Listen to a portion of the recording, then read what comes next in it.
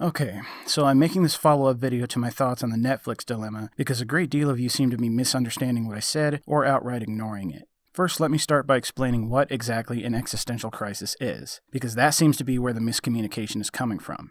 An existential crisis is not a thing of enlightenment. It's nothing to celebrate. It is, as I said before, a thing of uncomfortable thoughts that you cannot control, thoughts that haunt you because they start to make sense in the context of everything you see in a very grim way. Reality turns into something you don't like, something you feel like you cannot live with, and yet there is no escaping it. That said, I do not want for humanity to adopt a socially cohesive hive mind. Listen to me carefully when I say this. I am an artist, I am a writer, and I am a romantic. Everything I am, everything I aspire to be, rests on the very foundation of personal uniqueness and individuality. That's what makes this an uncomfortable thought to me. The introduction to my last video was a commentary on natural reality and has nothing to do with my desires for the world. Because what works in nature does not care what humans want, let alone what any individual human wants. As a matter of fact, the things that humans tend to want are a product of how nature has guided the evolution of our species thus far, not the other way around. Every animal on this planet has some measure of social cohesion, from simply respecting territorial markers, to the more involved rules of pack life and pecking order, to the far more complex and all-encompassing nature of the hive. The less defined a species is by the individual choices of its members, the more united and less destructive that species is towards its own kind, the more potent and efficient their combined efforts, the harder they are to kill. The only reason collectivism is so destructive within our own species is because it coexists with other conflicting collectives.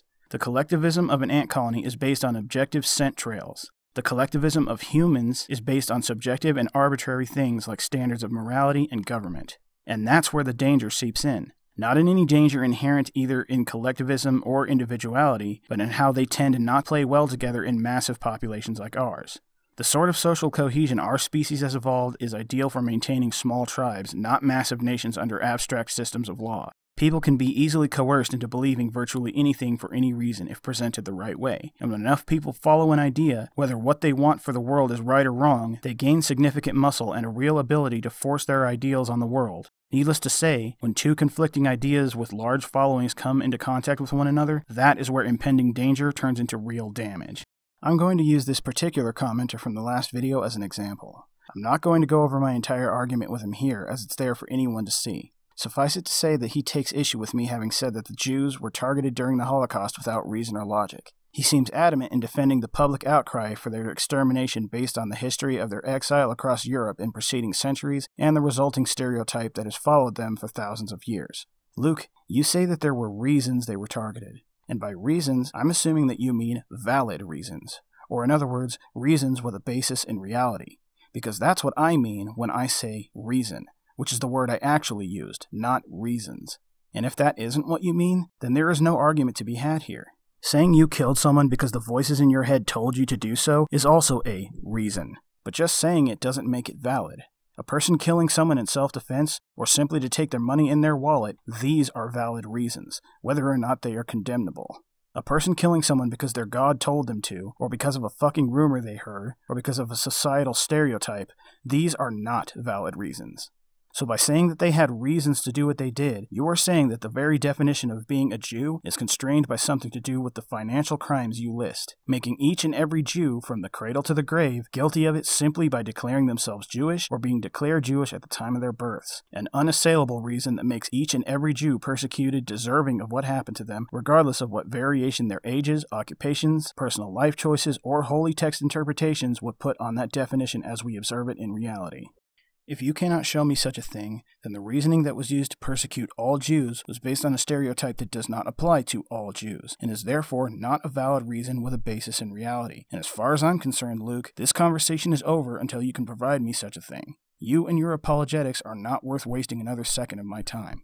I would urge everyone here to take a look at this guy's comments on my last video and understand that this is the kind of people we need to look out for if we're going to prevent another travesty like the Holocaust. It doesn't start with violence. It doesn't even start with oppressive legislation. It starts with people like this, who start arguments to try to justify the mental zeitgeist that leads to shit like this. Whether or not he realizes it, the logical next step to agreeing with what he is saying is to say to yourself, well, we should do something about it. And not all people are rational, but many of them are powerful. In fact, a great deal of people are reactionary, violent morons, including the powerful ones. For them, the third step is not likely to be, let's make this behavior an actionable offense free of double standards and punishable by an equivalent and fair sentence. It's much more likely to be, yeah, fuck white people, white privilege, kill whitey. This always happens as it happened then, and as we are seeing it happen again now, without need for logic or reason, because most people aren't going to research a damn thing before they start coming to an agreement.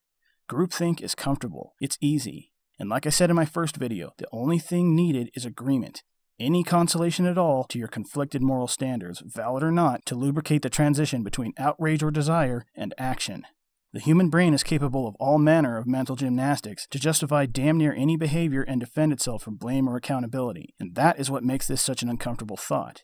It is in our very nature, the very thing that fucks up a diet because, oh, it's just one potato chip, or I was good yesterday and I deserve it, is the thing that leads to horrific crimes against humanity if only enough of us agree. And it's also why canceling your Netflix subscription is a bad idea, because companies are heartless machines that exploit that flaw in our psyche to make a profit, and saying, "Bah, I don't agree, unsubscribe," is simply you scratching that itch. Instant gratification. Well, if they can't make that reaction from you work in their favor, they're going to take it from whoever is willing to pay it forward because everyone's money is the same shade of green. You think canceling your subscription is going to make a difference, but you don't realize that it won't if they think they see a more profitable option. And right now, it's likely that they think that that more profitable option is in pandering to this social justice crap. You think you're sticking it to the man, but I promise you, they had this very conversation in the boardroom before they made the decision to host this series. They have internet access too, and they're not fucking blind. They knew exactly what the backlash was going to be. They counted on the SJWs who would love it because they have become the parody we once made of them and don't care what the series is actually saying so long as they can convince themselves that it's agreeing with their fuck white people narrative. They see how many there are, how many more are on the way, and they think they can bank on the brainwashing to provide them a loyal demographic. They counted on people like me, who will stick around despite this poor decision because we think handing the company over to the SJWs is a bad idea, and they're counting on us being few in number. They counted on people who either think or know it's satire, who think that loudly declaring this makes them mature, because they don't understand that whether or not this series is satire was never going to matter in the current socio-political environment. You don't throw a chunk of raw sodium into a swimming pool and expect it not to explode just because you painted a fucking smiley face on it. They're going to treat you people as the profitability spackle, keeping the interested and neutral parties on the inside and the undesirable detractors on the outside. I promise you that they assessed every reaction and all of the risks, and they think they have an equation that's going to make them money. And they're not wrong because of the people who are choosing to throw tantrums and cancel their subscriptions because, quote, I'm not paying to watch hateful propaganda, unquote, even though no one is making them watch it. Which is like sending back a pizza because it had a single fucking olive on it, as if it somehow contaminates the rest of the pizza. No, they're wrong because they are counting on the loyalty of the ideologically charged audience they expect to attract to make up for the loss. But what they don't understand is that these SJW fuckwits are fickle, and are going to turn on them the moment someone on the Netflix payroll so much as has a Freudian slip and says the wrong word at the wrong time, leaving them with a gaping hole where the subscribers they lost used to be in their supposedly unsinkable Titanic of a company, a hole that's going to take on water fast as they hemorrhage money. In summary, I do not support groupthink. I simply acknowledge the overwhelming power of social cohesion as a survival strategy, and I understand that, paired with the impulsive nature of our individuality, it is something that can be used against us to frightening effect. It has been for thousands of years, with every religion, every ideology, and every sentiment of patriotism and nationalism.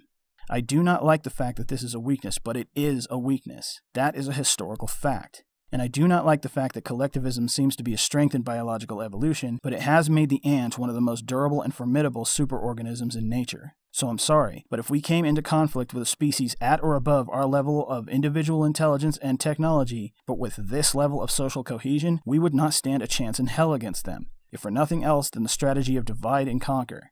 They would be no threat to their own kind, and they would not be limited by any moral conflicts or disagreement. They would simply identify the most efficient way to eliminate us and do it. No matter how much you value your emotions or your individuality, this is a fact. It would be a problem we would have to overcome one way or another if we were to have any hope of survival. And it may yet be a problem that we need to learn to overcome if we don't intend to be the instrument of our own destruction. I hope this clears some things up. My advice not to cancel your Netflix subscriptions is not an affront to your right to vote with your wallet, nor is it me saying that you should not be upset with their decision to host this series. It is simply strategic advice that given patterns we've already observed, your desired effect by doing so will not be realized. Yes, I am fully aware that Marvel has begun to turn things around, and I'm glad for that. But it does not change the fact that following this exact pattern brought them to the brink of ruin in the first place, nor does it change the fact that not every company is going to be so prudent. When you scratch that itch of instant gratification and throw in the towel, you do nothing more than hand the SJW crowd another platform from which to shout their bigotry with no resistance and at a reduced cost. And maintaining that platform will be of no consequence to them. They will simply drain it of all usefulness and then move on to their next target. You don't have to agree with me, just don't misconstrue my words. As I've said many times before, I'm more than happy to have a conversation about these things if I believe it's going to be productive. And the way I determine that usually starts with an assessment of how carefully you listened to what I said before you decided to object. And on a final note, I've been hearing talk about some kind of subscriber glitch on YouTube where creators will lose subscribers immediately after posting a new video. I had thought the problem was solved, and chalked the loss of subs on my last video to the amount of disagreement I saw in the comments. According to some of the other creators I keep in touch with, though, that is not the case. So to combat this, if you're subscribed to me now, or think that you should be, keep an eye on that subscriber button just to be sure. And also, be sure to click the notification bell next to it. Not only will this keep you notified of any new videos that I post, but it apparently seems to prevent you from being unsubscribed due to this glitch. Thanks as always for the support, and I'll see you all in my next video. Thanks for watching, guys. If you like what you saw here, have a look at my other videos and leave me your thoughts in the comments. If you support my message, then please like, favorite, and subscribe. If you'd like to help this channel improve, you can reach out to me on Twitter or on Facebook with any suggestions. And if you'd like to support me more directly, please consider following me on Patreon, links in the description. Thanks again, and I'll catch you all in my next video.